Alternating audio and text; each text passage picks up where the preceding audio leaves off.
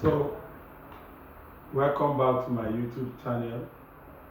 My name is Odi Simeon, and today I just want to talk about farming as a business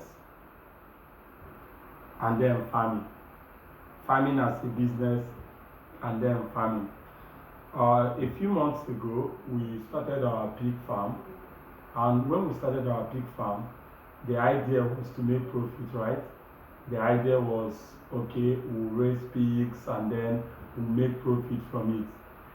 Many people have this illusion. I normally say it's an illusion because many people feel that pig farm is so profitable, that it is profitable because we have the pigs normally follow many piglets. So we say one can give, let me use the word birth. One can give birth to more than 10 pigs, more than 15 pigs, and then they start comparing. Which one should I choose? Should I choose pig farm or goat farm or this? And then so many other people also have this school of thought that pig farm, that pigs eat a lot of food, that pigs eat a lot of food. So they now start saying, will it be profitable compared to the amount of food that pigs eat and all that? Another set of people have this school of thought that pigs are not supposed to be given concentrate, that pigs eat anything. So some of them will tell you, when I was in the village, what we normally do is we drop this custard bucket in restaurants, and when we do that in the evening, we just pack leftover food that people use, leftover fruits that people use, and we just give it to the pig and they will do well. So many people have this different school of thought.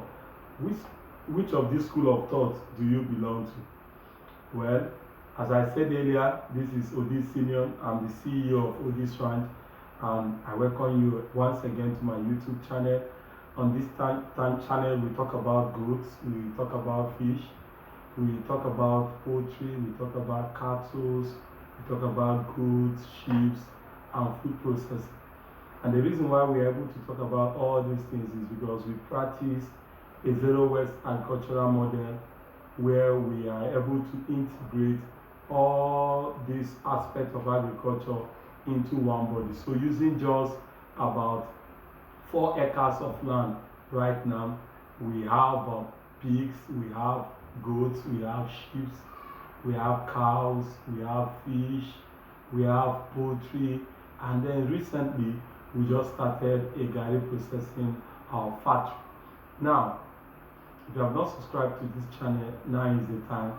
Please click that subscribe button, turn on that notification bell so that you get notified anytime that we post amazing content here on this channel.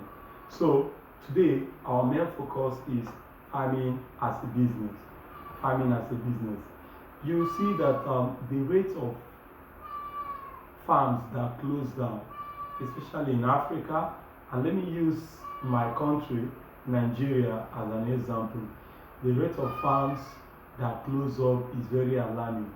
When you start up a farm, or when you see people building constructions to start up a farm, you notice that they usually have this enthusiasm, they usually have this passion, this commitment that they want to succeed. So many of them even borrow money from the banks, many of them even borrow money from family and friends, and so many of them even put on in their life savings, the savings that they have done over the years so that they can start a farm.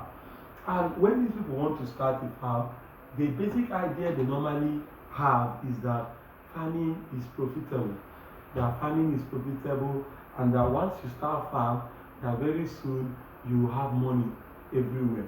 So these people have this idea, they have this idea, it is a kind of school of thought for them, and that's what they do. They just pump in money into farming.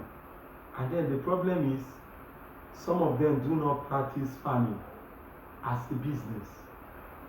Well, they might have succeeded in starting a farm, but they have not started a business.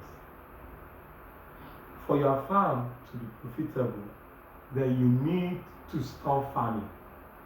You need to start doing agric business. What is the difference between this and that?